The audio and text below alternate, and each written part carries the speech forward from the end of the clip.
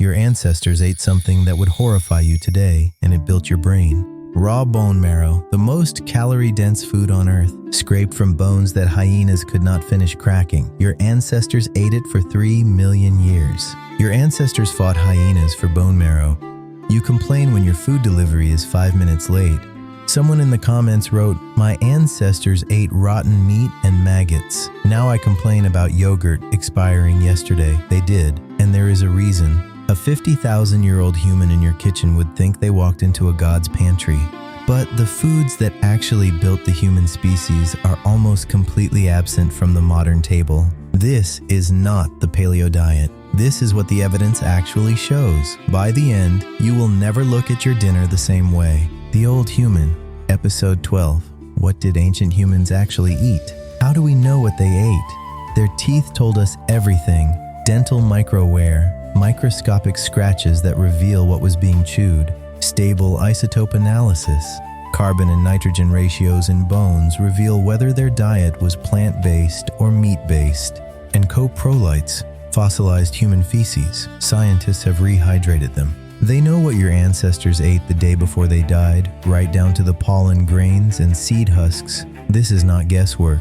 This is forensic science. 3 million years ago, your ancestors were not noble hunters. They were scavengers. They waited for lions and hyenas to abandon their kills. Then they moved in, not for the meat, which was gone, but for the bones. Bone marrow, 1,200 calories per pound. Nearly pure fat, digestible raw, rich in omega-3s, iron, zinc, and B12. Everything a growing brain needs. Oldowan stone tools, 2.6 million years old. Among their earliest uses, cracking bones open to reach the marrow inside. And here's what no diet book mentions. They ate rotting meat on purpose. The rotten meat hypothesis, proposed by anthropologist John Speth. Burying meat let bacteria pre-digest it. Controlled rot. Fermentation. This sounds disgusting, but fermentation is exactly how cheese, yogurt, and kimchi work, and it kills pathogens, making food safer, not more dangerous. And then there were the insects. Every hunter-gatherer society on record ate them. High protein, abundant. The disgust you feel is cultural, not biological. To your ancestors, a termite mound was a protein bar, and then someone ran toward the fire instead of away from it. Imagine the courage of that first human, the one who saw lightning strike a tree and did not flee. That single act of bravery made you possible. The cooking hypothesis, proposed by Richard Wrangham. Cooking is external digestion. It breaks down tough fibers, kills parasites, releases calories the gut could never extract from raw food. Human gut is 40% smaller than a chimpanzee's. Cooking did half the work externally. Those calories that used to power a massive gut were redirected to your brain. You cannot have both a big gut and a big brain. Cooking let us choose the brain. The human brain grew from 600 to 1,350 cubic centimeters. You can trace that growth through the ash layers of ancient hearths. One mammoth, 125,000 calories, enough to feed 25 people for 2 weeks. Your ancestors did not need 3 meals a day. They needed one big kill. Feasting and fasting was the natural rhythm. Here is what most videos get wrong about how ancient humans knew what was safe to eat. It was not trial and error, where someone ate a berry and hoped for the best. Humans inherited millions of years of feeding behavior from earlier hominins. A child watched their grandmother. Knowledge was inherited, not reinvented. Sweet meant energy, bitter often meant poison, but the real safety net was social. Knowledge passed through generations, stories, warnings. Your ancestors did not start from zero every morning. For 2.9 million years, humans ate hundreds of different foods. Then, 10,000 years ago, someone planted a seed. The human diet collapsed from over 200 species to 3, wheat, rice, and corn. Skeletons do not lie. Early farmers were 6 inches shorter than their hunter-gatherer ancestors. More cavities, shorter lives. Your ancestors ate 300 species.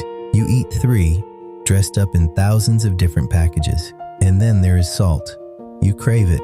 Your ancestors would have walked for days to find a natural salt deposit. Sodium is a biological necessity.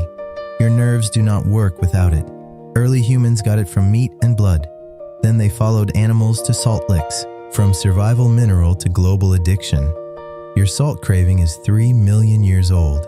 The salt-saturated food environment is maybe 50. The human diet was never one thing. The Hadza eat 15% wild honey by calories. The Inuit eat almost no plants. Both are perfectly healthy. The honey-guide bird actively leads humans to beehives. The bird gets the wax, the human gets the honey. Two wild species that evolved to cooperate over tens of thousands of years. Among the Hadza, grandmothers collect more daily calories than the hunters. The meat gets the attention. The grandmothers kept everyone alive. Man, the hunter is a myth. Grandmothers fed humanity. Guff's Cave in England. 14,700 years ago. 3 human skulls carefully shaped into drinking cups. A forearm bone engraved with zigzag patterns. This was not survival cannibalism. This was ritual. But here's what nobody asks. What did they eat when there was nothing? Bark. Bone grease rendered from already cracked bones. Emergency roots that required days of processing to remove toxins. Stored nuts buried for the winter. These were not preferred foods. They were survival foods. And your ancestors knew every single one. For 3 million years, humans survived lean seasons that would kill a modern human in weeks. Your body still remembers how. Your body holds onto fat because starvation was always one bad season away. That is not a design flaw, it is a survival feature. Ancient diet scoreboard. Diversity 10, calorie density 8, gut health 9, dental health 8, reliability 3, total 38 out of 50. Modern diet. Diversity 2, calorie density 10, gut health 3, dental health 3, reliability 10, total 28. We gained reliability. We lost everything else. Stone Age Bistro. Bone marrow. Free with your own rock. Mammoth steak. Serves 25. Availability depends on UGG's speed. Wild honey. Seasonal. Bees will sting your face. Yelp review. Came for the marrow. Stayed because a lion showed up.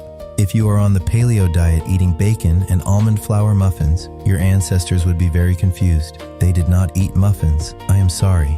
3 things the old human teaches you about food. 1. Your cravings are not a moral failing.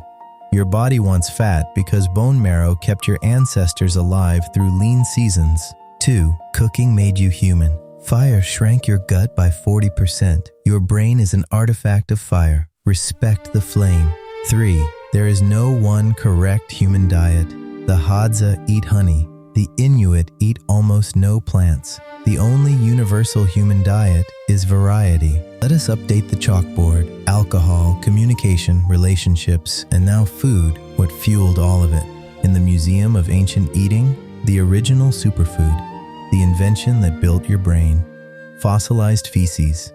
These are not artifacts of a primitive past. They are the foundations of every meal you have ever eaten. Your ancestors ate their way to becoming human. Bone marrow, wild honey, insects, rotting meat.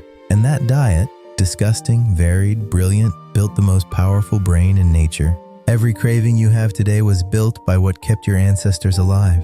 Subscribe for more on the mismatch between your ancient body and your modern world. Next time on The Old Human, they ate bone marrow and honey and built the human brain. But why did their skin change color as they spread across the globe?